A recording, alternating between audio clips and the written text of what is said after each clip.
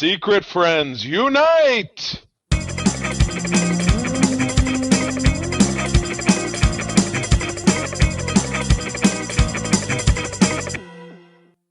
Welcome to the Secret Friends Unite podcast, episode 473. This is your guide to the geek side, and I am Obi-Wan Kenobi. Obi-Wan Kenobi. Happy May the 4th, everyone. Nanu. Happy Free Comic Book Day. Yes, and that's the young Padawan learner who has just had too much with sand. That's Charlie. Young? Oh, wrong movie. No, I'm going to see The Phantom Menace on the big screen tomorrow. Not because it's a good movie, but because there hasn't been a Star Wars movie on the big screen in 5 years. So I'm like, you know what? Okay. And I got my little Phantom Menace cup, which can refill it, so it'll pay for itself. And my Garfield popcorn bucket, because it was the only one they had. No, they have those. Todd, they probably have these some of the theaters you go to, the refillable popcorn bucket. Do they have the one like you buy it and it's good for 6 months? So That's what Deadpool coming out so late in the summer is that, well, they need to get something out now. So it's like they pick names out of a hat or out of a bucket. Best Fall Guy. Oh, best out of 3. Put it back in. Can you imagine?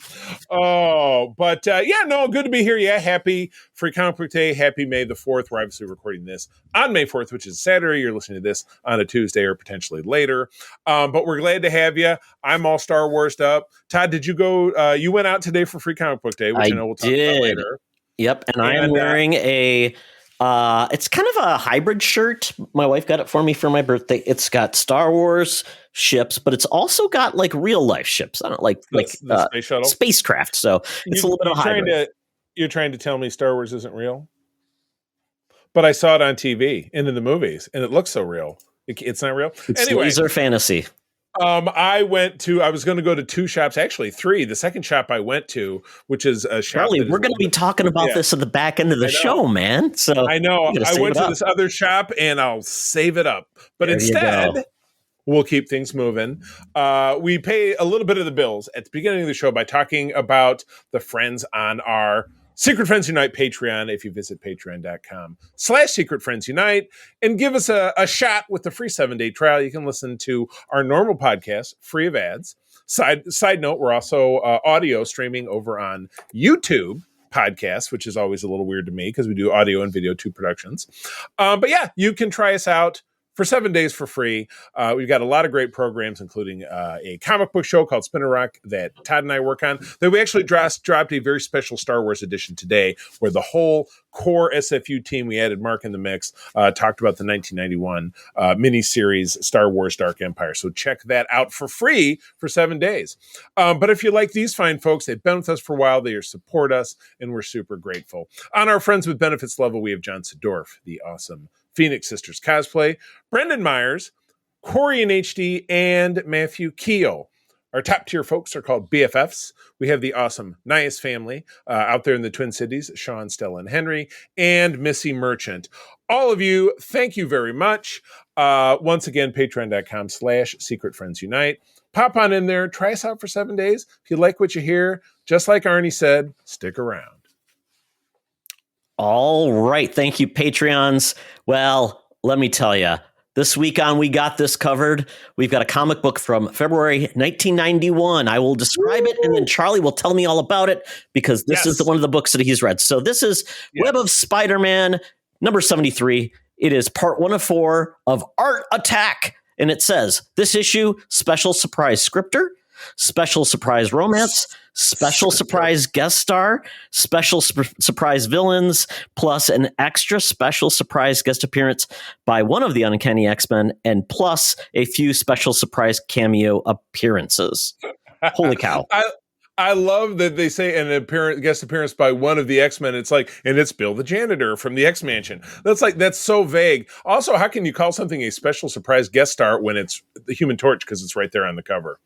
Also, the letterbox says it's dated it'd be dated 1990 because it came out in like November of 1990. Got it. Thought that was a misnomer. So, a special surprise romance is Aunt May, and now she had a long relationship with a dude named Nathan Lubinsky, who was in a wheelchair.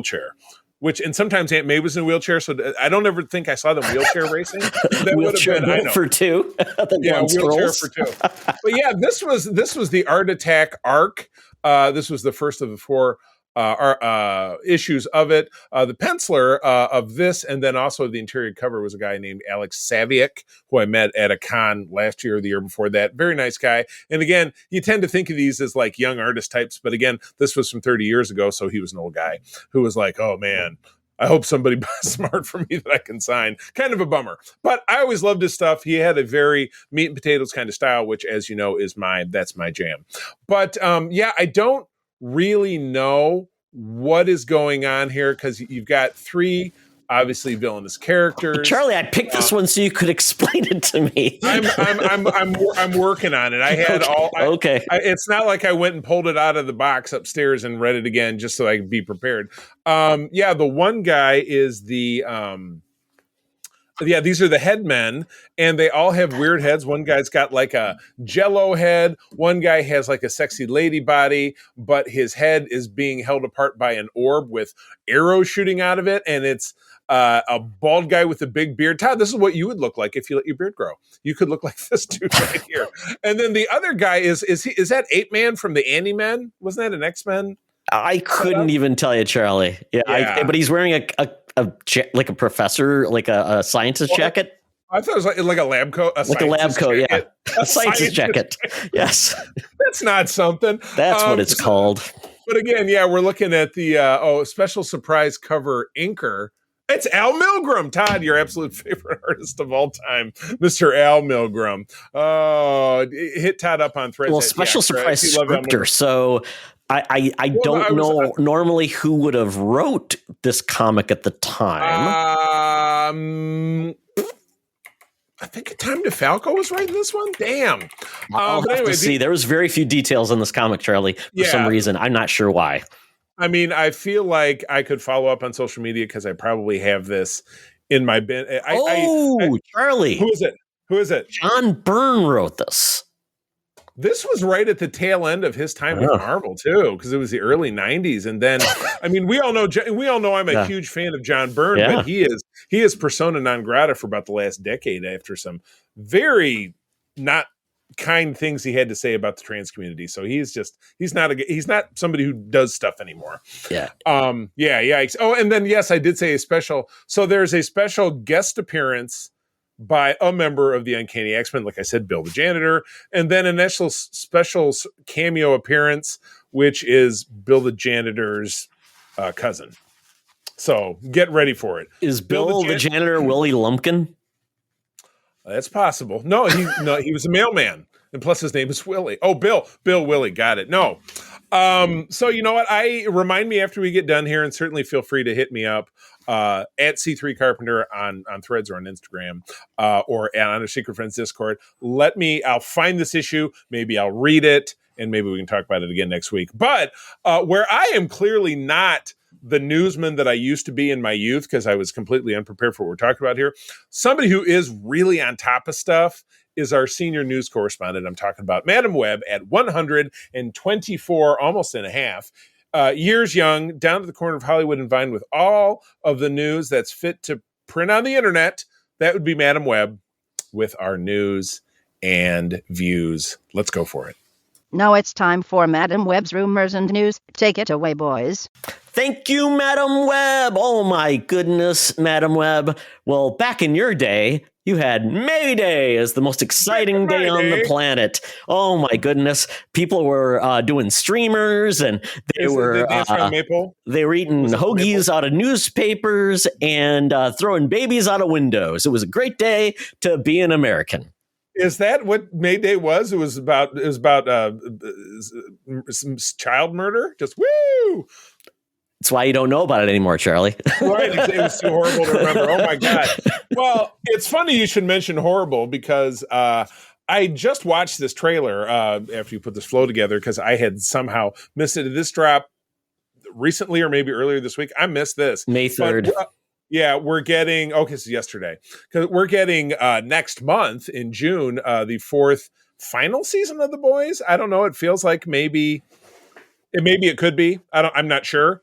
That would be good if we did our research, which we didn't. But man, this was a trailer. Obviously, after we got Gen V, the college for the soups, that was last year. We haven't seen The Boys proper since 2022, or was it 2021? I mean, it's been a long time. Well, we had 2022, and then we had Gen V in 2023. Yeah. So okay, so they kind of feel like we've gotten something. They've kept it rolling. But at any rate, this trailer is exactly what you would expect from The Boys. It's full of gore. It's full of things that you can barely believe. Yeah, June 14th, so 6 weeks from now, we'll be seeing this. But it's they feel like they're teeing it up to be a big showdown. A lot of it is focused around Billy Butcher, who is Carl Urban's character, talking about how, hey, if I'm, because we know we left him at the end of last season. If you hadn't seen it, sorry. But they discovered this drug which can temporarily give them powers, but it does kill you not so slowly after time. So we had found in the final episode of last season that he had taken too much, and that he knows that he's going to die. So he's like, if I'm going to go out, I'm going to take every one of those mother effers with me, or something to that regard. And again, Todd, neither you and I went very far reading the comics, or at least I know I didn't. So I don't know if they're moving in that direction, but the focus of the season is clearly they are finding or developing or pursuing some that old chestnut of finding a virus that's going to kill him. So this virus will kill all the suits. Yeah, it was the virus they discovered in Gen V. Oh, very good. Sorry. So much stuff you forget. You know what it is? It's all content, Todd. It's all content. We're here for each other. We can fill in the gaps, Charlie. I thought it was like, then it's even less original than I thought. But yeah. So that is it looks terrific. I remember how much I fell in love with this show. I think we watched or rewatched some of the episodes like really back to back to get fired up to watch it. But still super enjoyable and unbelievable. So yeah, what'd you think? I really liked it. We are getting some new cast members, like on the as in the 7. Apparently, there'll be some new cast members joining that, and it looks like maybe we're going to see some characters come over to the good side. But we've also got, I think you're going to see some really crazy things. Like in this trailer, we saw poultry. And we also saw the other livestock V'd up. So you had a chicken going through people's chest. You've got like flying lambs. Yeah, I thought it was something bigger than that. I thought it was like a bison or like a bull or something. The one character that's not a new character that looked like a character is poor Erin Moriarty. The actress in real life that her some plastic surgery that has just made her look like a different person. So it took me a minute. She looked like I thought she looked this. I didn't think she looked that different in this. Now that you mention it, I feel like the first shot of her was tough. The longer, like in a long, like there was a close up, didn't really look like her. A shot from further away, it did. It was controversy several months ago because she had some real serious plastic surgery that she just doesn't really look like she did. So I don't know. Not for me to comment on it, but it did stand out. As looking kind of people couldn't stop talking about me after my plastic surgery, Charlie. Yeah, didn't you know that Todd used to be a 6 foot tall Swedish woman? I mean, I knew him when, I'm not saying I was in love with him, but I've been face-offed. face undered. Yeah. So anyway, that's going to be June 14th on Amazon Prime, which means you probably already have it. So enjoy. Just in time for an election year. Perfect. Let's divide America. Yeah, because there were big parts of this trailer that's exactly what it was. 2 crowds of protesters across from each other screaming, and then you see them fighting. Todd, I just bad timing. I was so excited to go see this tomorrow because I'm telling you, I've told you I'm seeing episode 1. The 25th anniversary on the big screen, and it was like new trailer for the Acolyte, which comes out exactly 1 month from today. Star Wars: The Acolyte. So this trailer came out today, and yes, I watched it, and yes, I'm not sorry that I watched it because it looks absolutely unbelievable, and ending with that final shot which there's been so much speculation because the regular trailer came out, I think 6 weeks ago, or the teaser trailer, the one that was like 45 seconds. And we finally get a glimpse of the red lightsaber wielding individual. And it looks like something out of a horror movie. Did you see that? It looks like the Never Stop Laughing Joker. Like a big smile. He had a big smile. It was nuts. But yeah, we're getting a little more fleshed out. We're finding out. And again, if it wasn't the weekend, because Mark is very busy on the weekends, we'd probably be doing I was going to say YouTube live or probably an Instagram live about this. So I would have had to watch it 5 times to take notes, but I watched just the one time. Was just trying to take things in. But we're getting a lot of action out of this trailer. You're seeing Carrie-Anne Moss's character having knives chucked at her. She's like, meow, meow, meow, meow, chopping them up. A lot of flippity flops. And you find out that the villain who is tossing the knives is a former Padawan. And you didn't necessarily know how the dark side is involved, but it's involved in some way, shape, or form. And we get a lot of kind of space play of, ships flying around and flying through asteroids and spinning out of control in space. And this is absolutely nuts. Just nuts.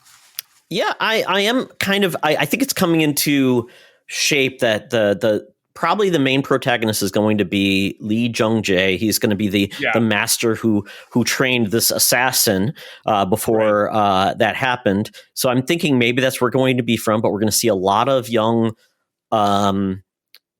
Padawan or apprentices within, we're going to see a lot of Jedi. So I think that's cool. This feels like the High Republic that I know a lot of people like that series. And I've dabbled, but it was funny. There was a once a year, the Star Wars Explained guy cranks out here's the complete chronology. He's got it up to an hour and 45 minutes. It's so long, but a big chunk of that talks about the High Republic. And I realized how much of it I've never read. I've read a little bit of the Marvel comics, which started back in 2021, but they're now on their 3rd volume of that, and I'm not keeping up. So I really need to pick it up because they're great stories. They're great stories that have nothing to do with the OT. Or really much to do with the sequel trilogy at all. I know Yoda made a cameo in one of the issues, and that was it. As much as I know. So yeah, I like that. I don't want anything even hinted about, oh, look, this guy's Lando's great-great-great-grandfather. I don't want any of that shit. Give me a break. Original Star Wars, new ideas, different stuff. Just razzle and dazzle us. Let's do it. Yeah, this felt fresh, and I like that. I haven't seen that with Star Wars in a long, long time, because it's not really going to, I mean, as far as I know, this isn't going to be tied to the Skywalker story. So this feels like one of the first things we've had that's not been in that era. And I like that because then now you can feel like I'm freed. This is an entry point for people, which is nice because Star Wars rarely has an entry point for anybody except maybe the Mandalorian, and you could just get into that because. But everything else, it seems like you need an entry point. It's exactly what you and our friend John and I were talking about yesterday about the MCU. It's become completely inaccessible, and then because you have the movie stuff, which had a great natural endpoint at Endgame, and then it turned into the TV stuff, which is it's diminishing returns with the TV stuff. It's peaks and valleys, and the valleys are getting lower and lower. And then all the movies have kind of been junk, with 1 or 2 exceptions, since 2019, in 5 years since Endgame. So, you're right. This could be the breath of fresh air because, again, Star Wars kind of, a lot of people will say went out with a bang instead of a whimper with The Rise of Skywalker. A lot of people, it's very, very, each one of those sequel films was more divisive than the last. Yeah. So, yeah. Star Wars has done a lot of what the Star Trek used to do with their movies. A lot of up and down, versus consistently good or consistently bad. It was just like kind of all over the place. So we'll see. We'll be talking about something Star Wars in a second, but because it's May the 4th. There was a release today. Exactly. All right. Well, not related to Star Wars. And this was really just a teaser trailer, right? This next bit. Teaser trailer, but quite honestly, it's coming soon, so I don't know if we're going to get more of this. But July 14th, I believe. Let's see, July 18th is the return of Cobra Kai.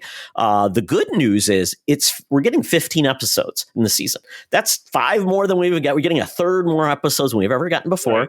The bad news is, folks, they're breaking it up in 3 parts. Yeah, over a year's time. Because I'm funny. I'm a member for dates. It was July, then it was November, then it was 2025.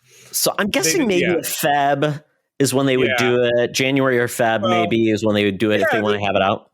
To space. Well, no, because whatever they put out in November would still be going on. So I'm going to say March, April would be my guess of 2025. But we'll see. Yeah. You know what I mean? It depends on how many they end up putting out. But yeah, I would have to go back and really revisit. But this is a show that's been, a lot of highs and lows. You have drama with the adults. You have drama with the kids. You have the overarching story of, Johnny getting his life together and he's kind of doing it and then he's kind of not. And then Ralph Macchio trying to keep his, family together through all this karate stuff. And, it gets really ridiculous. Let's not forget the big karate fight was either in the school or at a mall. It was at the school. Yes. Yeah. All over the school. Yeah. The one kid fell and Miguel fell and practically shattered his spine, but then he ended up being just fine. It's very soap opera-y, but I still find it fun. I find it fun and accessible. Yeah. So the official description of the season is it's picking up with Cobra Kai. Eliminated from the valley, our senseis and students must decide if and how they will compete in the Sakai Takai World Championship of Karate. Karate.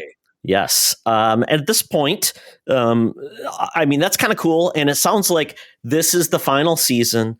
It's once this ends, Charlie, this will actually be then merging into the Cobra. Dovetails into the film. The Karate Kid movie, which we're getting with Jackie Chan and Daniel LaRusso. As far as I know, those are the only two characters, but I was listening to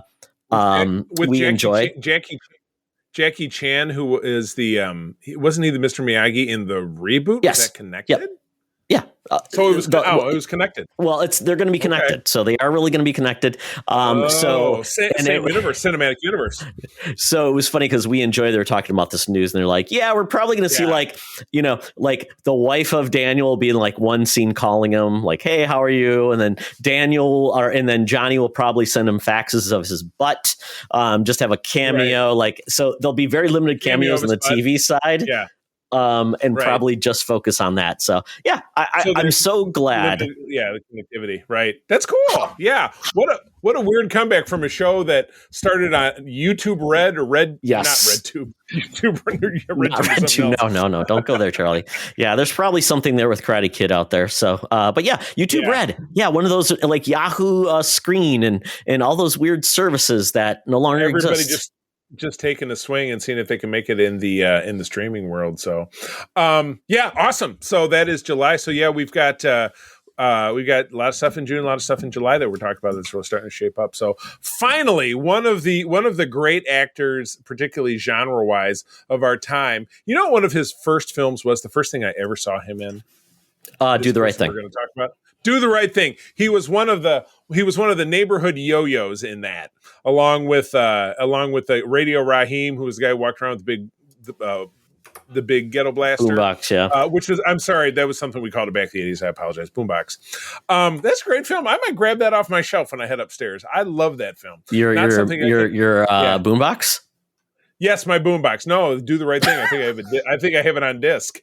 No, great flick, and really the beginning of filmmaker Spike Lee of some of the great stuff he's. So who are we talking about, Charlie? Did you even say his name? We're talking about Giancarlo Esposito. Woo! This is when ADD takes it to the next level. You have to the lead is actually who the person is.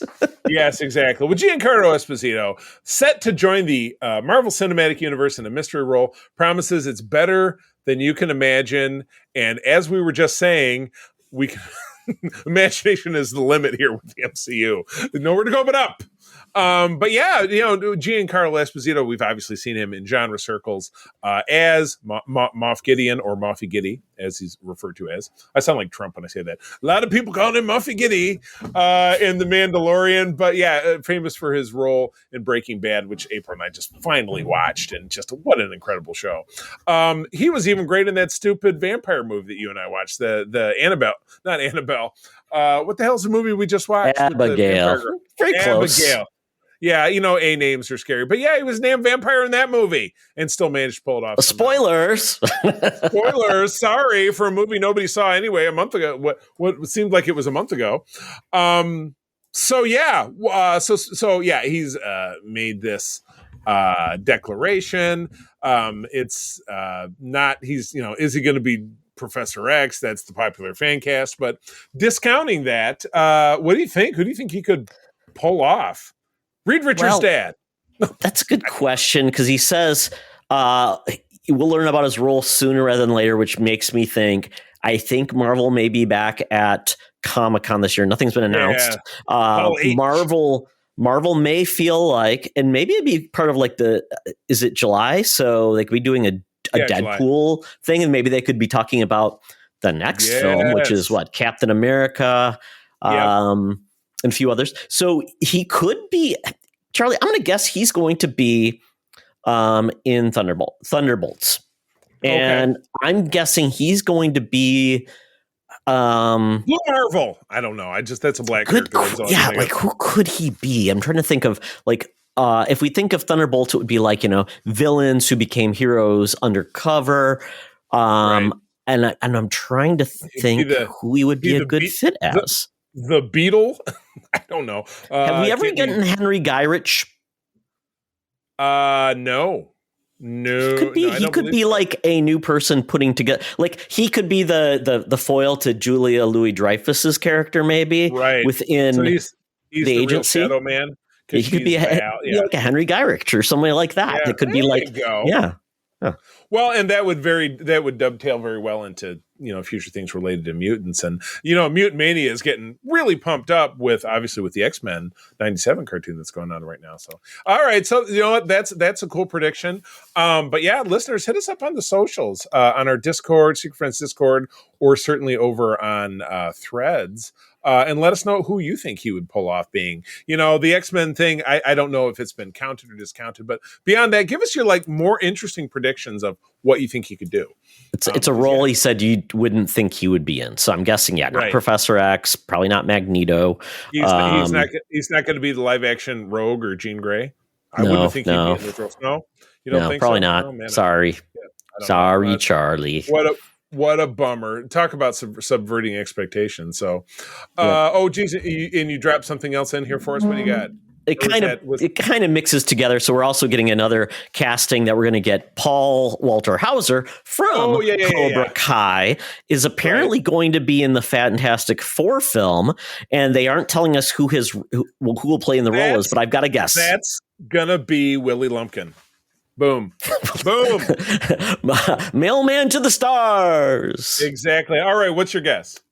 Mole Man. Boom. Right? Do we get kind of weird, wacky? Yeah, because we didn't get a villain yet. I mean, the obvious choices. I thought we got Galactus as something, or is that just all? I've heard Antonio Banderas would be the voice of Galactus. Oh, like Puss in Boots? Yes. I mean, sure, why not? Yes, I want it. Oh my God. So that sounds like fun. Yeah. And then I saw two headlines and I didn't go back and check the other headline, but he got announced for some other big role he landed. He's going to play Chris Farley in like a biopic. Yes, there you go. Yeah, so he's on the rise. He's played such a doofus in Cobra Kai, and he's very doofus looking. He's been in a couple really big movies that he's played great characters. So I mean, wasn't he Tanya Harding's husband in the Tanya Harding? I think he was, and I think he also played Richard Jewell. Didn't he play Richard Jewell in the bombing movie? Yeah. Yep. Yeah. So he's played doofy creeps and like overbearing husbands, and what a great niche to be in as an actor. Hey man, if it pays the bills, you want to be like that one, like you want to be William Zabka, or like you want to be the jerk boyfriend. Yeah. I'm telling you, I mean, obviously I never made it as an actor because I never tried to be an actor. And yes, they're like, oh my God, this is the role of a lifetime. But a lot of it is just paying the bills. I mean, I think if the stories that we learned through the strikes last year is that, these people have a very tough road to hoe. Sometimes just getting health insurance and stuff like that. So yeah, you're going to go do the commercial for hemorrhoid cream or something because that's paying the mortgage this month. You know what I mean? So it's all right. I understand. Work is work.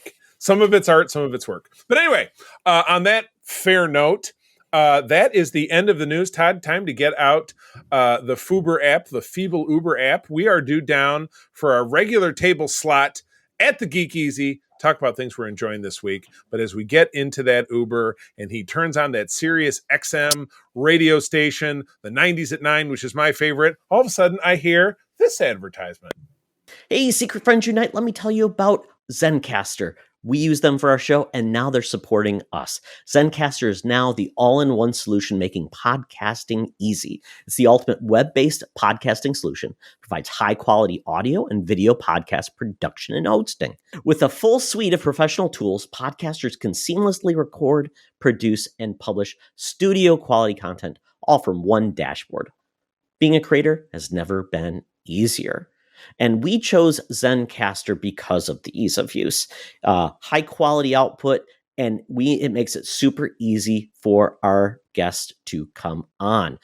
We had multiple solutions we tried before, and Zencastr has just been the best fit for us. Why Zencastr? It's now super easy to record a podcast with Zencastr. Log in using your browser and start recording a high-quality podcast right away. Record studio-quality sounds and up to 4K video with your guests. Feel a sense of zen knowing Zencastr's multi-layered backups ensure you always have your recordings in the highest quality, even if the connection is unstable. Have you ever worried what you sound like? Zencastr's post-production process makes you sound buttery smooth. It automatically removes those ums and ahs in your recording. It removes those awkward pauses in conversation too. Set the right podcast loudness and levels while reducing background noise with a click of a button. So if you're interested in making an easy, high-quality podcast just with the click of a browser button, go to zencastr.com/pricing and use my code SFU1. You'll get 30% off your first month of any Zencastr paid plan. I want you to have the same easy experiences I do for all my podcasting and content needs.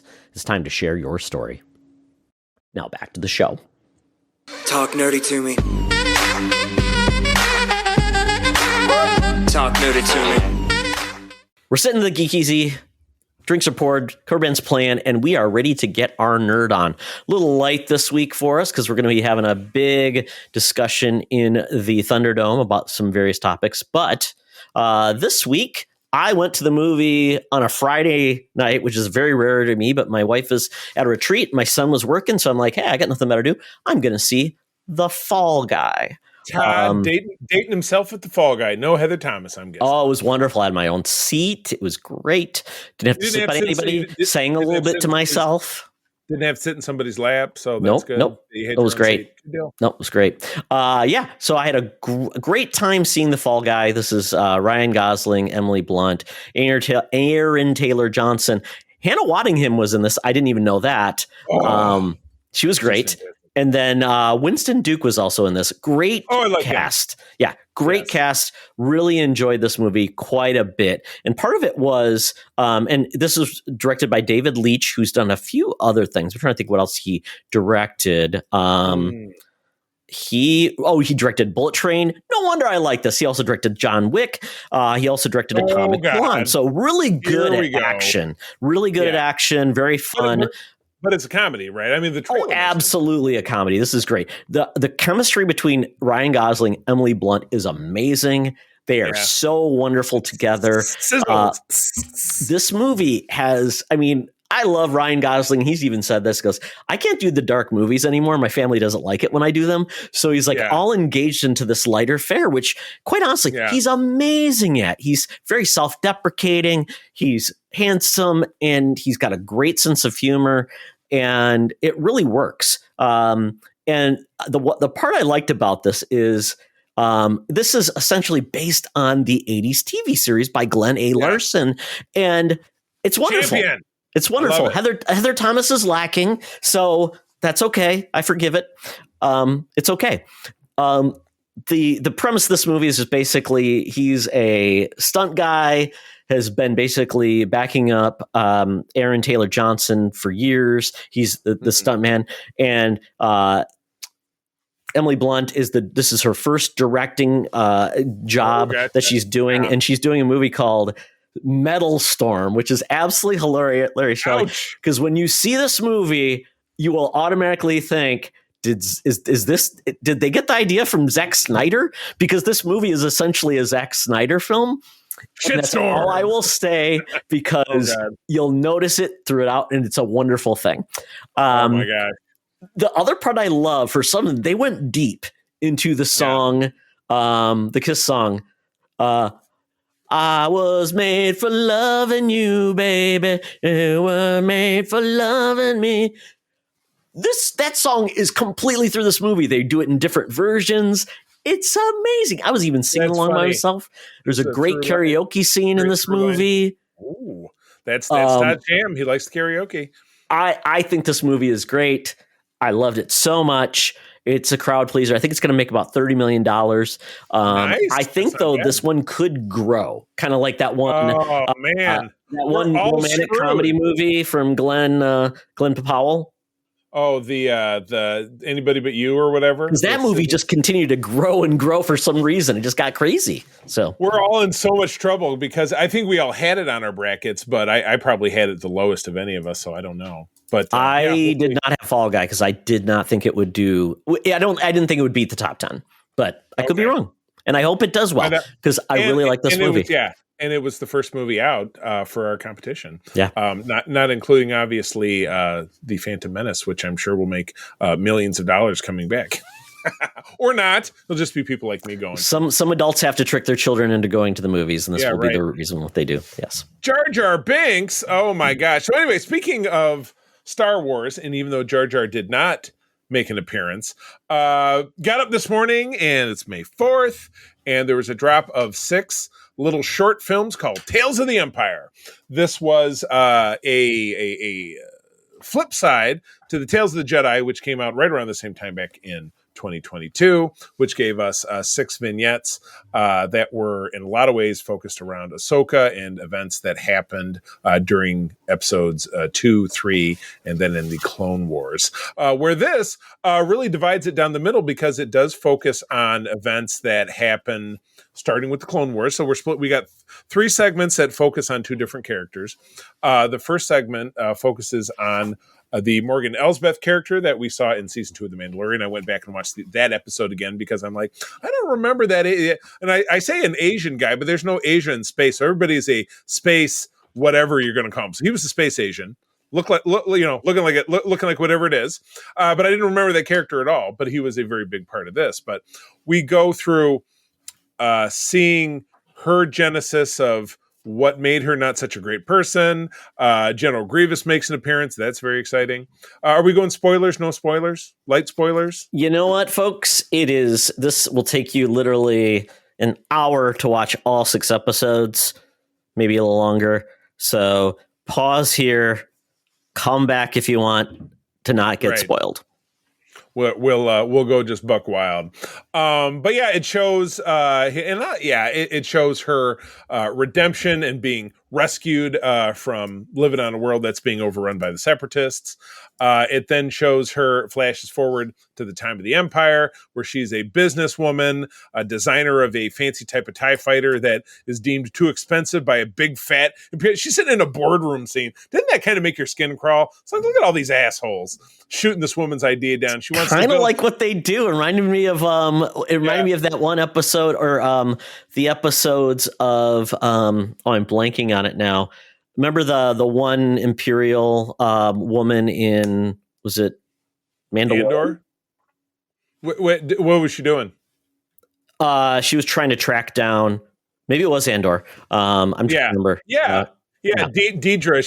She was with the intelligence. And they had the board, and they were doing that. Yeah. So it kind of reminded me exactly of that. Exactly. Yeah, she was pitching a TIE fighter, which you end up seeing. It's called a TIE. You end up seeing it in Rebels, so they actually do end up making it. But it's through this that she ends up meeting Thrawn, and he's a younger version of Thrawn, so he's not a Grand Admiral. Still an Admiral, so I mean that's pretty fast. Bless you. Excuse me, Gene. Yeah, he was. Well, he's Grand Admiral by the time we meet him in Rebels. So yes, he was a better Admiral. He's got more in the Empire. There's no real Admiral in Star Wars. Darn. It's all the placards. I think all the ranks are fake, anyways. Well, they're kind of based on U.S. Navy, but they go. Yes, it's certain, the more little cubes you get, that's your bigger rank. So anyway, and he wasn't wearing his traditional garb, whatever. So this is finding out how they started their association. And then we jump forward to the third segment, and it's just prior to when we meet the live action version of the character. She's living on the planet Corvus. She's enslaved because of the deal she made with Thrawn in the previous segment. She's enslaved the population. She's built big factories. She's made her millions, but she's this despot who runs this planet. And it's the time of the New Republic. So a New Republic delegation shows up. It's one junior ambassador and like 4 guards. And this is not going to go good for these people. And she just kills all of them. And says, and then again, it ties right back into the episode because the episode of The Mandalorian was the one where we see Ahsoka. Yeah. And she's in that burned up, she's in that desolate forest. And at the end of the segment, you see that for no good reason at all, after killing all of the New Republic officers and blowing up their ship, she just sends out her guys with flamethrowers to just set the forest on fire. We're like, you know what? And fuck you too. We're going to burn this place down. And so, it was, but at the very end, this junior adjutant, her droid is able to send a distress call, and then you do hear Bo-Katan's voice on the other end of the distress call, and then it goes from Bo, goes right over to Ahsoka going there, because obviously Bo and Ahsoka were in cahoots trying to find Thrawn, and so this kind of kicked that into motion. So, all right, first half of it, what'd you think? How'd you like that story? Thought it was okay. I felt like I didn't get her motivation to just go against. I didn't really feel like I understand truly who she was trying to go after and avenge, because everybody that she was against, like Grievous, are gone. I mean, that's over. So I'm like, and now she's trying to go, and so I'm a little confused. Like her motivation was very vague and weird. I'm just wondering if her real motivation was just she wanted wealth and she got it. Maybe. And to do that, she just had to, ruin the planet she was on and enslave people. And then when somebody showed up who wanted to hold her accountable, she was like, "Yeah, I think I'm just gonna kill y'all." So she's just bad. Okay, there you go. Bad. I like that. I like that motivation. Sometimes people can just be assholes. So you know what? There's no other way to stripe it, is that she likes money, and she's got her big Beskar spear, which she's really good at fighting with, because she fights with the little stubby guy who you saw that either that same character or Remember the Race was in the end of Rebels, and that was big punch up at the end of that series. Well, she was just bad. She was just a bad chick, and she did say, though, I'm doing it for revenge, but I'm like, to Thrawn, because remember he goes first said for the glory of the Empire when she was at the board meeting, and then at the end she said, I'm doing it for revenge, but I'm like, who is she taking revenge on? Just Grievous is dead. I guess the clones are all dead. The droids are all dead. Right. I think it's just taking revenge on life. I don't know, I guess. But anyway, moving on. It was okay, though. I thought it was okay, but once again, it's all tied into the Filoni stuff again. So I feel like, wow, I was hoping for a little bit different stories. I would quit hoping. These are not the stories you're looking for. It's like the MCU, like with the What If. I would love it if that was based on stuff related to the comics, but it's not gonna be. Oh, sure. It's gonna be based on the MCU because that's what people know. You know what I mean? So anyway, then I would have rather had, Charlie, I'll be honest, I would have rather had the and I know this isn't Tales of the Jedi, but still they really got into more Jedi stuff and Sith stuff rather than actual like politics and stuff. I would have really liked the Padawan and Rey Stevenson's characters, because we knew nothing about them, and actually they're continuing on with their story after. So I'm like, we know she died in Ahsoka. I'm like, why don't we get more backstory with that? I don't disagree with you. I think that would have been a better choice if they were going to go that route, because it was the same group of characters. Yeah. But why not flesh? Because, there may be another plan for those characters you don't know. But, then we moved on to a story that, Todd, and you'll love it, picked up a thread from the Clone Wars. You get Barriss Offee, who is a disgraced Padawan, voiced by Mrs. Patton Oswalt, the lovely Meredith Salinger, coming back to reprise that role. She was a Padawan who decided to frame Ahsoka for murder, And even though Ahsoka was ultimately exonerated from that crime, it gave Ahsoka such a bad distrust and taste in her mouth of the Jedi Council that she quit it all and she walked away. And that's why she's not actually a Jedi. But yeah, Barriss was imprisoned, so they kick off this segment with her looking out her little prison cell window at the very far in the distance, the Jedi temple explosions happening and fire burning. So Order 66 is happening, and she's like, "What's going on?" And the guard says, "Oh, you should just be glad you're not a Jedi today." Like, that was very ominous. She's like, "Oh, okay." And I was trying to figure out why she was in a cell that was clearly insulated to protect from doing force-related things, but she still had handcuffs on. So it's like, how did she use the bathroom? That seems challenging. She have to call with handcuffs? I mean, yeah, she had handcuffs on. Maybe she could push her pants down. I don't know, Charlie. Maybe she's got little hooks to get the pants up and down. That seemed like maybe she's wearing a pee bag. We don't know these things. That just seems like it. It seems Charlie, like torture beyond torture. Has the question ever come up about Star Wars? Do people actually? Maybe that's part of the rules. People don't have to go to the bathroom in Star Wars. You never see Han Solo walking out of the bathroom. Have we seen a bathroom in Star Wars? That was not just showering, but I mean, we've seen a toilet. I know. It was the same thing like with Star Wars until they had to physically point out where the bathroom was at on the bridge of the Enterprise. I mean, Star Trek? Yeah. Yeah, Star Trek. Yes, exactly. So, so what happens is, that scene fades away and then it comes back and she's being confronted with one of the Inquisitors, one of the new Inquisitors. It's one of the Inquisitors we met in the Obi-Wan Kenobi show, and we've also obviously seen them in Star Trek or Star Wars Rebels as well. Who says, "We got a chance for you. You can join up. Come with us to it's called their little headquarters is the Inquisitorius something or other. I just call it the aquarium because it's a thing that's mostly underwater. The Inquisitorium? The Inquisitorium Aquarium. That's where they go. And she's put through tests by the lead Inquisitor dude who we saw in live action in Kenobi. And then we obviously met him in Rebels as well. And she eventually is deemed worthy. So your choice is you can either be an Inquisitor and hunt down Jedi and be kind of a Sith adjacent, a Sith light, not an actual Sith because there can only be two. And she's crowned and she's given an outfit, and then you get a cameo by Vader because he's their boss. He walks in and he's I'm going to stop you right there. Does Vader being in a scene anymore really even make you feel like, yeah, it's Vader again? Well, yeah, when it opened, they said, and here's the guy who's going to be your boss. I'm like, it's Vader. He's going to walk in and you get the breathing. And you're right.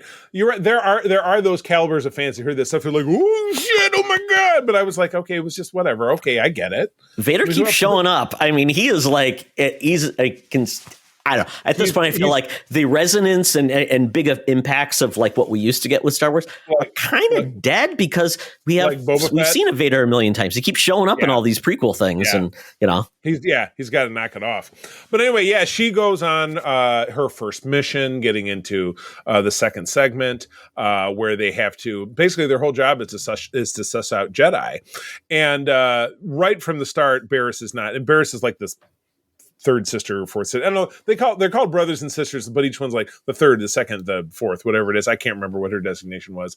And she is not down with the mission.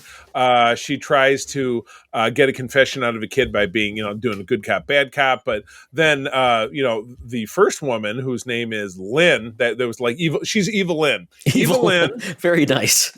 Yeah. Evil Lynn just flips out and is killing people. And then they find the Jedi, and this guy manages to best Evil Lynn and kind of knock her out. And then Barriss is like, come with me, just surrender. And then Lynn comes back and stabs the dude in the back. And then Barriss says, screw you. And force pushes her over a cliff. That was pretty quick. I mean, I was okay. and then Barriss takes off, and we jump forward. It was funny. I was watching a breakdown video just to confirm some things. I thought we jump forward. Third segment, we jump forward about a decade. So it's right. Oh God, Todd, they're coming for you. The bump they found out you're force sensitive. Guessing the UPS man is here. Sorry, folks. Yeah, that's okay. But yeah, we jump forward about 10 years. Barriss is in hiding, and it was kind of funny because I'm trying to figure out, is this like, did they jump us forward to the time of the Mandalorian? Because Barriss looks very old. But there was a theory on that. She's living on this planet. She's kind of doing our kid, these parents are coming to her because they have a child who's force sensitive, and like, we don't want the Empire to find this child, and so she's able to orchestrate sending these people the Underground Railroad of Jedi, the underground, which is called the Path. Yes, so that happens. But the reason Barriss was looking so emaciated, even though it had only been a decade, two theories. A, think about Tatooine and how old everybody got on Tatooine. Like, how Obi-Wan, Ewan McGregor turned into Al McGinnis in like 10 years, I think living in a harsh environment. So A, she's living in a harsh environment, but also one of these force using powers, this was pointed out by this video I watched, is healing and like giving your life energy to heal somebody, kind of like your life force. Yeah, kind of like the way that that's how Kylo Ren sacrificed himself, was to heal Rey at the end of it, and it killed him. So some people are saying this theory was that was the case with there. But in this child being tracked, Evil Lynn shows up. She's not dead, even though it's been a decade or almost. And they get into a bit of a situation. Todd, I've been talking this whole time. Tell us about the rest of the episode, please.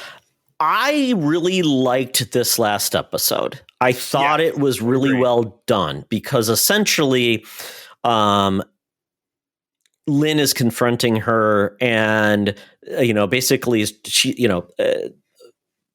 I'm blanking on her name, the main character, Barriss. Okay. I think like Chuck Barris. So Barriss is really trying to be a pacifist, no longer fighting, kind of giving up on the ways of combat, but she's trying to buy the family and her former associates time to get away. She has her ship. She said, "Take my ship." So she confronts Lynn, but then she eventually says, "I won't stop you. But if I will warn you, if you go into the caverns, you will not be able to escape." And doesn't say why. So she goes through, and it's a really cool sequence where it's essentially ice caves with like glassy like panels, black rock. Kind of black rock deal. So it's highly like a room of mirrors. So you see the one group, they can see her as she's coming by, so they find ways to sneak around. And along the way, Lynn basically is being communicated by Barriss. And she's talking to her through the Force, and then Lynn's Barriss getting mad and trying to like just slash things, and eventually just gets lost. Doesn't know what she's going to do, and then in her anger, she stabs, and Barriss was there all along. Yeah, exactly. So that's just the thing, and we're left wondering.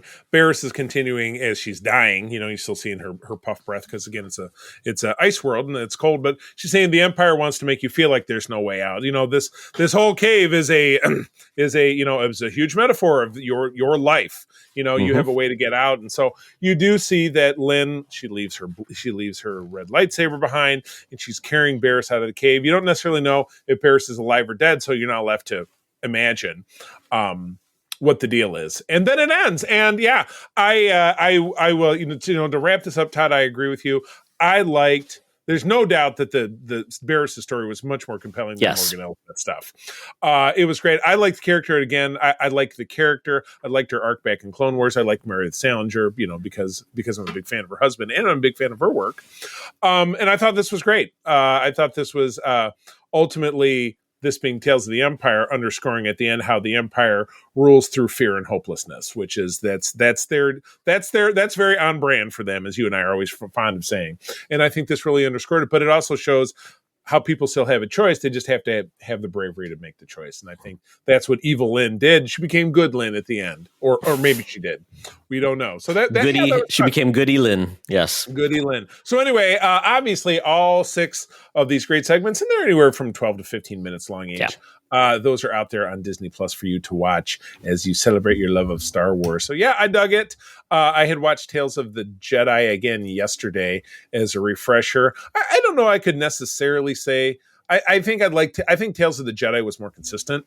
Mostly because the Morgan Elsbeth stuff just didn't necessarily dig on how that all shook out. So, but anyway, well, cool. Well, that takes us out of Geek Easy. Todd, I got a great idea. Let's skip out on our check, because these guys never do us right. I'm pretty sure this burger is 100% rat. Pay them with our library card.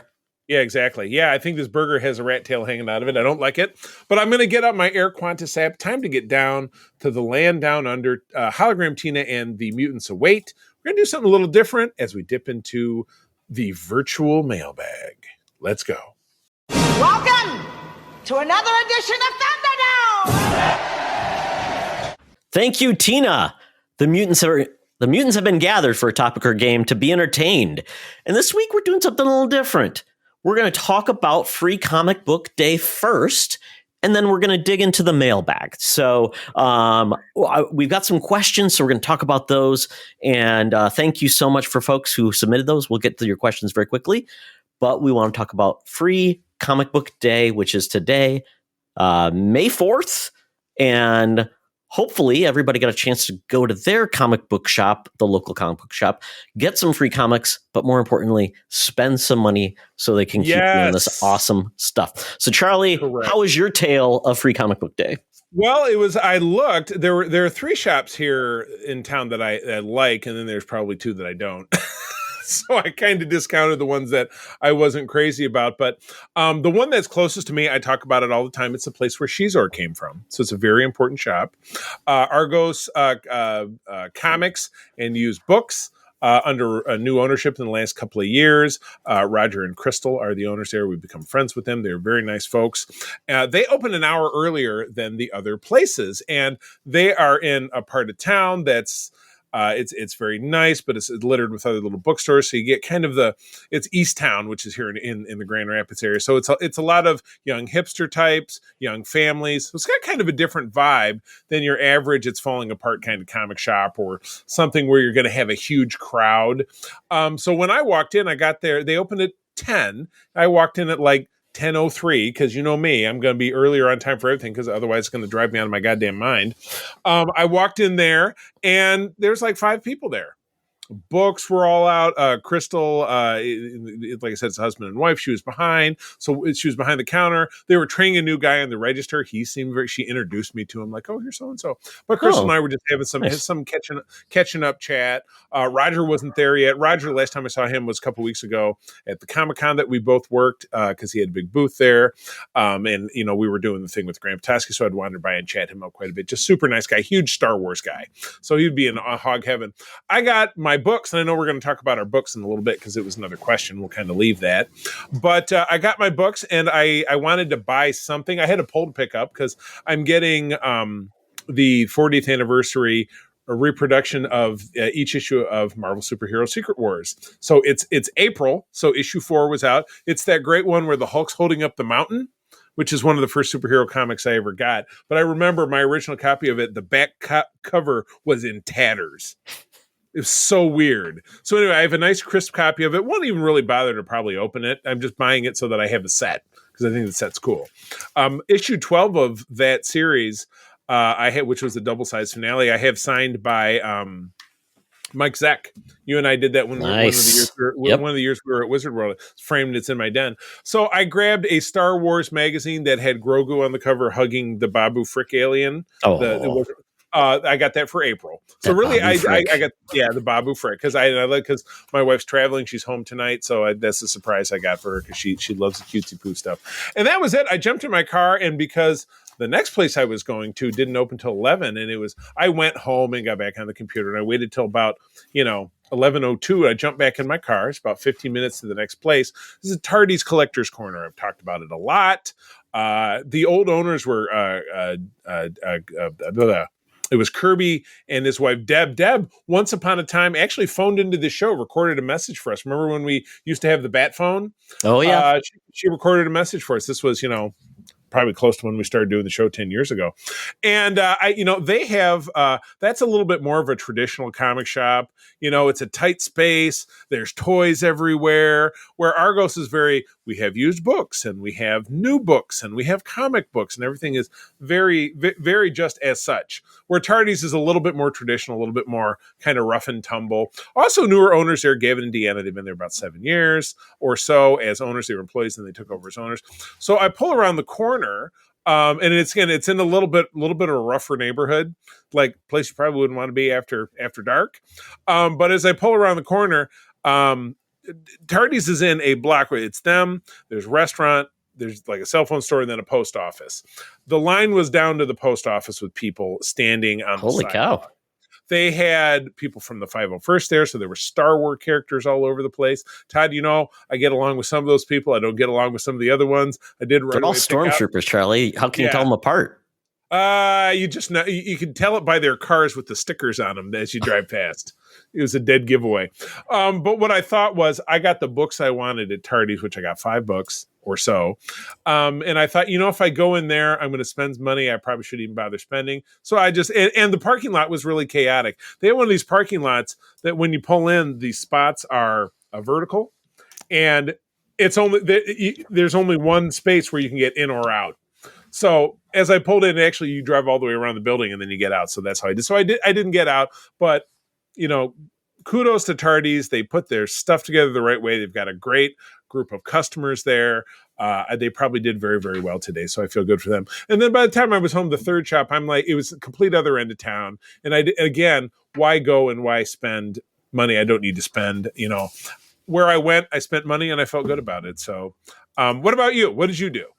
So, my plan got a little bit derailed because originally the store I would normally go to, Mind's Eye Comics, that has now moved into the local mall, which is they'd been waiting to move forever, and they had been haven't been buying new books. And then I'm like, okay, well, they must be ready to go. They're all set up. I've seen some news stories about people showing up. A local newscaster was there. I'm like, very cool. I'll go there. I haven't been to the mall in eons at this point. And is this the famous Eden Prairie Mall from Mall? No, this is Burnsville Mall. So, which quite honestly, the Mr. Burnsville Mall.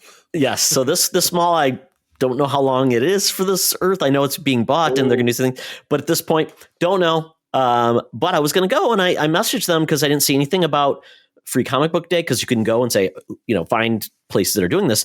They weren't on the list, and they normally had in the past. So I'm like, I just messaged them like, hey, are you going to have? No, we aren't. We were too late to order, but we'll be giving away comics. I'm like, okay. And I know their inventory and getting new stuff was bad. So I'm like, I don't even know if I go in there, I'm going to find anything that I want to just buy. So, or be given away. Yeah, exactly. So I'm like, I will get there when, I'll take, Chris and I will go there. There's also a new Filipino restaurant in there as well. So we'll do that another time. But I went to the other shop that's near me about 5 miles away. It's called Issues Needed. And that is a very great staff, very nice. It's a small shop, just like probably sounds like Tardy's. Yeah. Their shop is a long rectangle. Yep. Basically, that's the shop. Yeah. Very same. Lots of action figures, statues. They have Magic the Gathering. They've got a variety of things. But they do one of the things I always love that they do is they do like the bound collection of single issues to make a whole story. And I was going to send you a couple pictures. Yeah, Argos had that as well. I kind of thumbed through it, but again, I don't do print comics as a matter of course. Yeah, the stuff that I have that's saved is out of print stuff that's not digital, because we have Comixology and we have Marvel Unlimited and we have the DC Infinite, and that's how you and I read things for Spinner Rack. So that's pretty much where it's at. And that's where I like normally if I get something, it's going to be something that I normally couldn't get digitally. Right. It's not on an app or something like that, especially independent books. They're just not always on Comixology. So that's where I typically get those books. But I love that they did it. And I'll have to send a couple pictures of things I saw that I think you get a kick out of, because I didn't know they existed. So, they did a great job. Lots of people there, very fun. I actually did an Instagram live outside of the shop because I didn't want to be rude and make it rude, but I did that outside and I tagged them and everything like that. So, great time, lots of great things. I got a ton of books and swag, and we can talk about that next, probably with our first question. Our second question, I think you mean. Oh, the first question was not in order, but yeah. There you go. Go for it. Go ahead. So so in regards to Free Comic Book Day, one of the things is there is free comics that the publishers allow comic book shops to buy in bulk at a discounted price, but they still have to buy them from. Whoa! It's not free. Wait a minute. It's not free to you and I. It's not to the shops. It's not absolutely free. You know, there's a bit by Dane Cook. Whoa, it's not absolutely free. No, buy one, get one free. No, so that's the thing. So even though you're coming into the shops, they are still giving you things that they paid for. So it is not a moneymaker just to have you come in. It is when you buy more than they spent. So, yeah. And it's publishers all across the board, all doing things. A lot of them tie into like special events that are coming out. And they, some shops only get a few. The shop issues needed, had a crap ton of the issues. So I tried to not take everything. I only took the things that interested me, and then and I always give the books away at the end to kids or other people. Right. So Charlie. So do you want to? So we got questions from Chris from TC1HD1D. He's a Patreon supporter. Chris Johns, check him out. He's phenomenal. His 1 hour, 1 decision show is fantastic. So check him out. But Chris's question was, what free books are you picking up today? So Charlie, yes, I don't have them down here with me. So now you're going to put my memory to the test, but I did grab the Spider-Man book. I grabbed both of the Star Wars books. I grabbed the Tales of the Jedi one, even though it's for kids, because I watched a few episodes of that show and it's adorable. So I thought I'll give it a stab. I grabbed just based on our somewhat raucous conversation about apes. I grabbed Planet of the Apes one, and then again, you and I did a Planet of the Apes on Spinner Rack not that long ago as well. I think, and I feel like. I don't remember. Was that 5? I feel like that was 5. I think so. Yeah, because again, I'm in the same place as you. I know that I'll read these over, or I might not read these over, and then they're not necessarily going to go in my collection of stuff because they don't really have that much ostensibly value. You know what I mean? So I could end up again giving them away, to charity or whatever it is when we do, one of our events for the club. So, but yeah, that was it. But yeah, as I told you, I did actually spend some money picking something up. So I wasn't just, taking up space, going and doing there. So what about you? Holy cow. So quite a bit, because I also picked up for my wife as well, books that she would be enjoying full. So one of the books I got was Absolute Power. It's a new event from DC. So they had that one that was out. Power. Yep. Blood Hunt.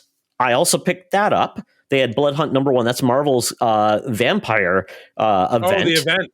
Yes. So they said they had issue 1, which I don't know if it's the full issue. That'd be kind of crazy. But it says Blood Hunt #1. And they also had Blood Hunt Diaries, which is kind of cool. There's a Spider-Man Ultimate Universe book. Yep. Which got that one too. Don't know much about that one. Conan, Battle of the Black Stone from Titan Comics. Gatchaman #0. This is what I talked about. The Battle of the Planets manga. Then Energon Universe. This is basically the book between G.I. Joe and Transformers. I got that one too. Yeah, that was the last one. Yep. Barda. This is a book that DC does a bunch of these alternative books based on their characters. So this is about Big Barda. So that's kind of cool. That's going to be a Chris book. Terribly named character. Yep. I did pick up the Star Wars book. I'll see what that's like. Teenage Mutant Ninja Turtles had a book as well. I got, then just silly books. Barkham Asylum. Basically, it's a DC kids book with animals. It's a Joker and different characters. It's kind of fun. Hellboy and Stranger Things had a book.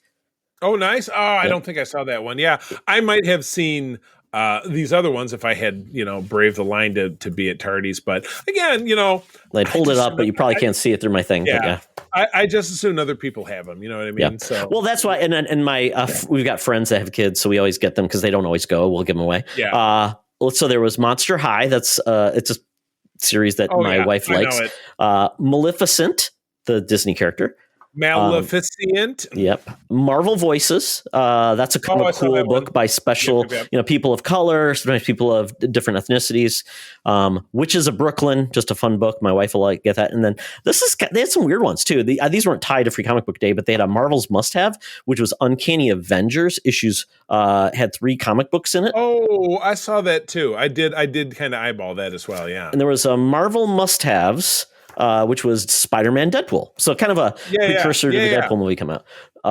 So lots of good stuff here. So I'm excited for it, and I will read that just to give myself something to do at night. So thank you very much. Issues needed. But I did buy things too. So Charlie, what did you buy? Very good.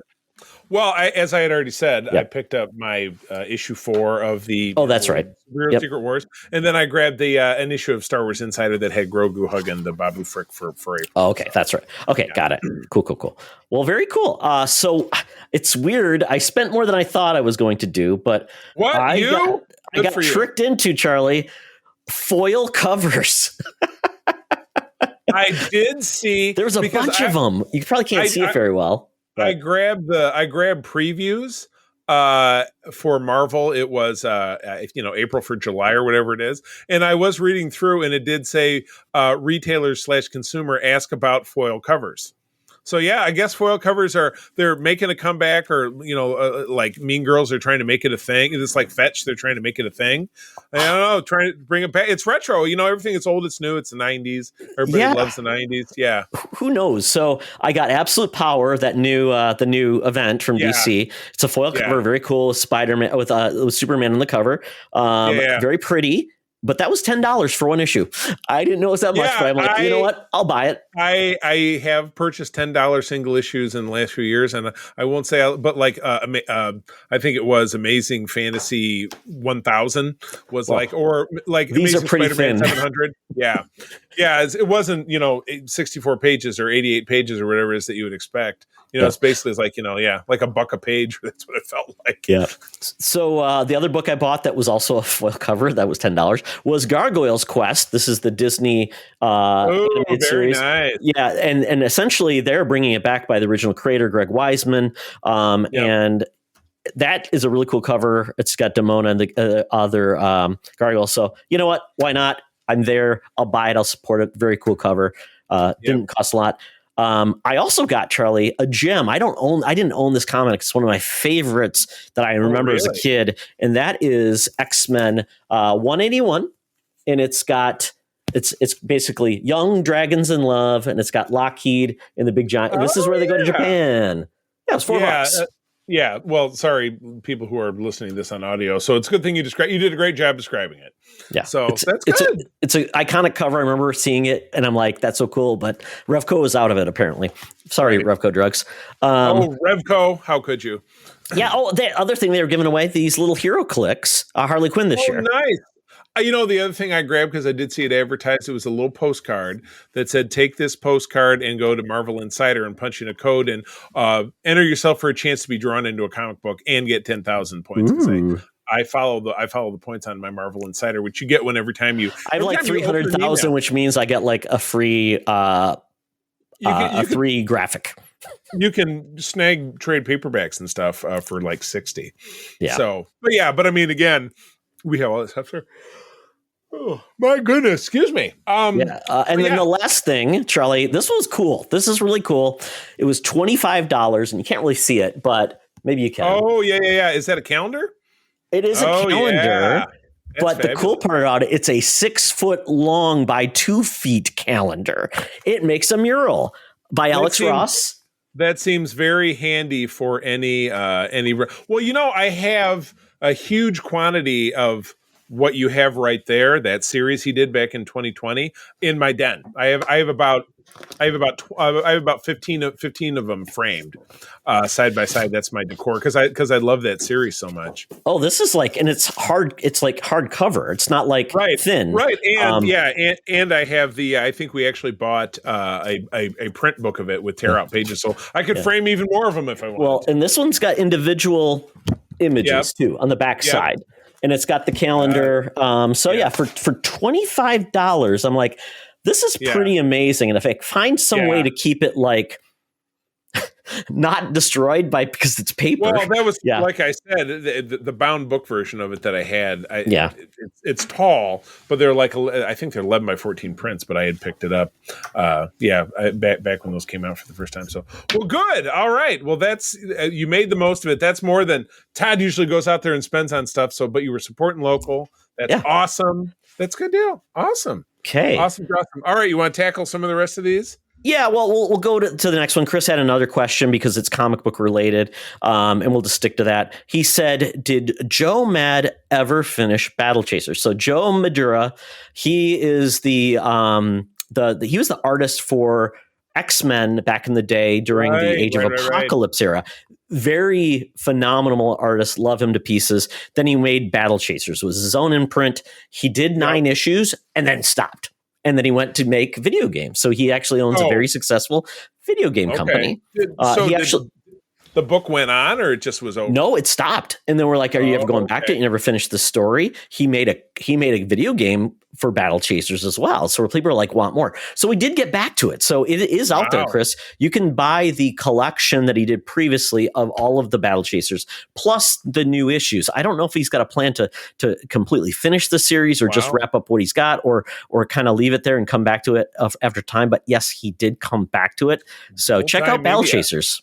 That's wild. All right. Well, we'll go all the way back to the start because our very first question was from, don't get me wrong here. It says, I screw up people's names. It's Matt. It's Matt. Matt Keel. I thought so. Yep. I thought so. And he asked, ever been interested in anime or manga? And I'll tackle this one first and foremost. I've certainly read it, and it's certainly passed through, but like, for example, anytime I'm in the movies and I see a trailer for we're having Studio Ghibli Fest, I cringe. I find all that stuff very unwatchable. But the beauty of it is, it doesn't matter if I like it or I don't like it. But to answer your question, it's a total miss for me. You know, whether it's a cultural thing, Japanese culture is just not a big thrill for me, but it's a big thrill for a lot of people. I totally get it.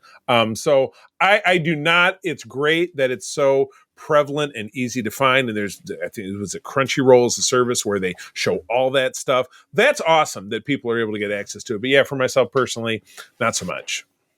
So for me, not so much on the manga side. It's not my bag of chips, but I know my son loves manga. And then he also loves anime. And so anime, I have been a big fan of it since the days of Voltron. Then I would go to the video store. They'd have like Vampire Hunter D. They'd have, Giant Robo. They would have several other different series that I just loved to pieces because, it was different. It was cool. And then I remember when they had, Cartoon Network had, I'm blanking on the name. It clearly made a dent. No, Toonami is what Cartoon Network had. Yeah. And then they would show Dragon Ball, and then they would show a bunch of other series. Giant, I already said Giant Robo. They had a few others, but yeah, really got into it. Then my brother-in-law was really into anime, so they got into Evangelion. Also got into Cowboy Bebop and a few others. And my son's also into anime. So I've gotten into Spy Family, which is very cool. Kind of a fun concept.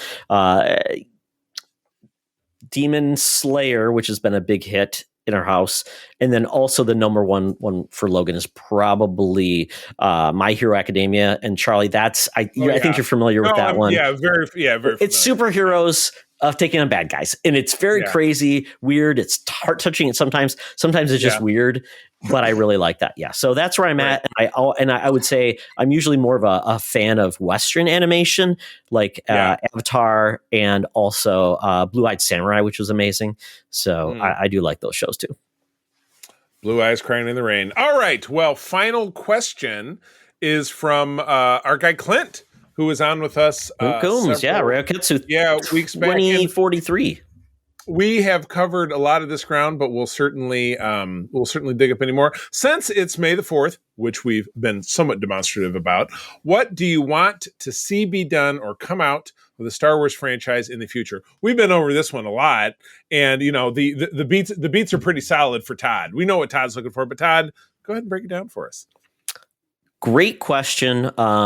And I've been getting a lot of what I've wanted through video games with Star Wars. And ultimately, I've said this before, but I would truly like to see, if we're going to go back into Star Wars, let's cover and get back the original trilogy cast and do stories post Return of the Jedi, because like we just did Dark Empire, was post. Hold on. You mean get back the original trilogy characters, not the cast? Because some of the cast that are still alive that can do voice work. Yes, okay. And you're talking about something animated. You're saying correct. Correct. And I don't need live action with Star Wars to be impactful. I've really liked a lot of the Visions shows. I'm not a huge fan of, I like some Rebels, don't really love Clone Wars, but I really like what I saw in Visions and some of the animation styles they could use. But I would love to see them get the original trilogy cast or characters with some of the original voice actors to come in and then get other people to voice them and just have cool adventures, pull some things in from the EU, the legacy groups, and just play with that era with those characters, because quite honestly, they've got the least amount of screen time compared to any other Star Wars characters we've gotten lately. Yeah, especially with programs and stuff. Now, I would go so far as to say we know we're getting Mando and Grogu, and we know that of the Filoniverse, and let's face it, the Filoniverse is here and it's not going away. So, like it or lump it, that's going to be the direction we're headed in. But I would like to say that with the original Thrawn trilogy that we saw it, with the Dark Empire that we talked about that came out just today, and on our Patreon, which of course you can try for 7 days for free at patreon.com/SecretFriendsUnite. See how I got that in. But it will also show up on the Holocron feed probably next week. Is that finally recast our original three? You know what I mean? It wouldn't be, and if it was really just for that film, yes. Ooh, but yeah, I love Mark Hamill. He's my childhood hero, but you can move in a direction away that's not him being Uncanny Valley. You know what I mean? Grab us an actor that's a great actor that looks like Luke Skywalker, plug him in. Bring back Alden as Han Solo. I liked what he did. Millie Bobby Brown as Princess Leia, maybe, or maybe somebody else. You know what I mean? So grab yourself a photograph of Mark Hamill, Harrison Ford, and Carrie Fisher in about 1990, and that's how you cast them. If you want it to be this, Grand Admiral Thrawn trilogy movie, and then bring in all your Mando characters, but yet Han, Luke, and Leia, give us the spiritual send off, or let it be the beginning of something new. All right, well now it's the New Republic era, so we're going to have these characters to show up, something that's going to be cross the aisle. Things are so blurred between movies and TV with the streaming world. And something else you and John and I were talking about is that, how it's diluted the MCU brand by having so many things that had to see this show to be able to appreciate this movie. But, there's not as much Star Wars that I feel like it's that much of a problem that they couldn't integrate something in and back again. Plus you're dealing with established characters with established backgrounds. So I would like to see, obviously Thrawn meets his demise. He's defeated because things go on. And obviously we more time goes by and we find ourselves in the sequel trilogy era. But yes, I think it's finally time to hammer down and get us some new actors and to recast, because it works for James Bond. That franchise has been going on for 60 years. You can make it happen. Give us new Han, Luke, and Leia. That's what I want to say.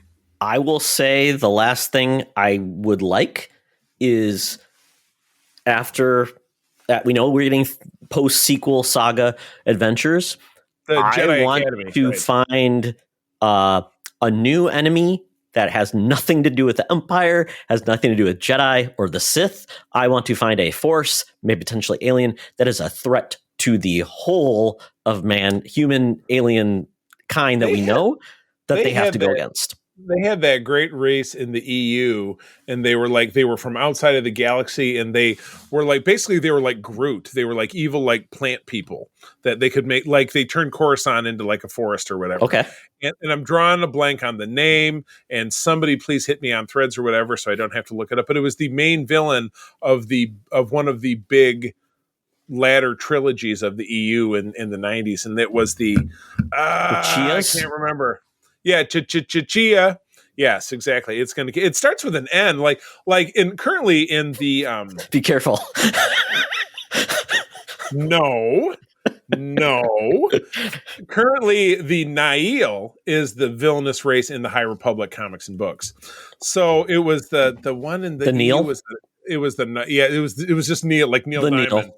The Sweet Neil. Caroline. Bop, bop, bop. Star Wars. Oh, crazy. Well, this was, we got them all right. This was great. We did. Let's lean on this as a regular deal.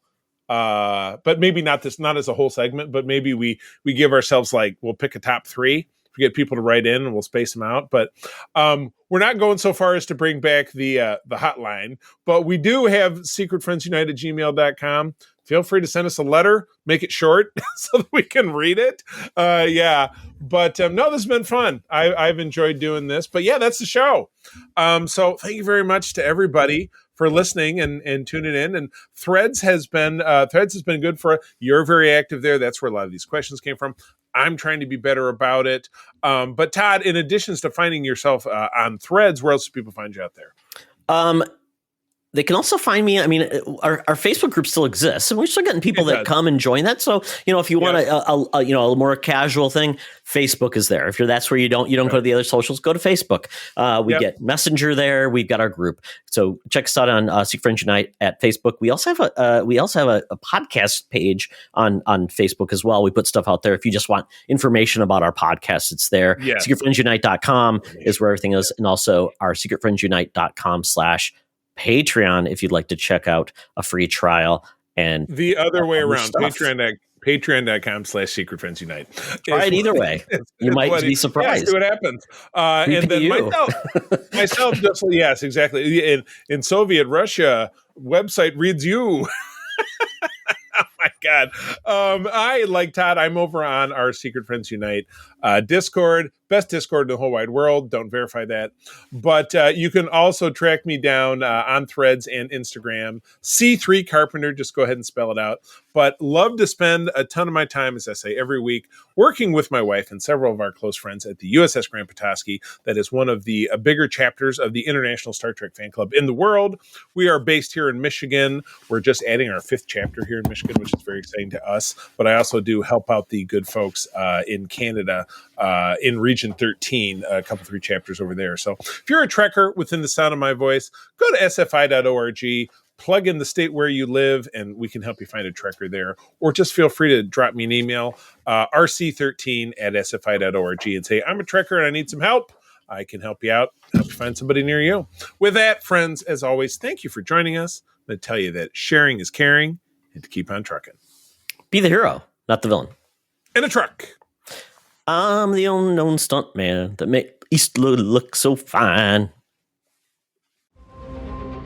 This podcast is part of the Secret Friends Unite podcasting network. Visit secretfriendsunite.com for more great shows, articles, news, reviews, and more. Secret Friends Unite podcasts are available on Apple, Google, Spotify, and other podcast services around the world. If you'd like to be part of the conversation, you can join us on Facebook or our new Discord server, or follow @SecretFriendsU on Twitter.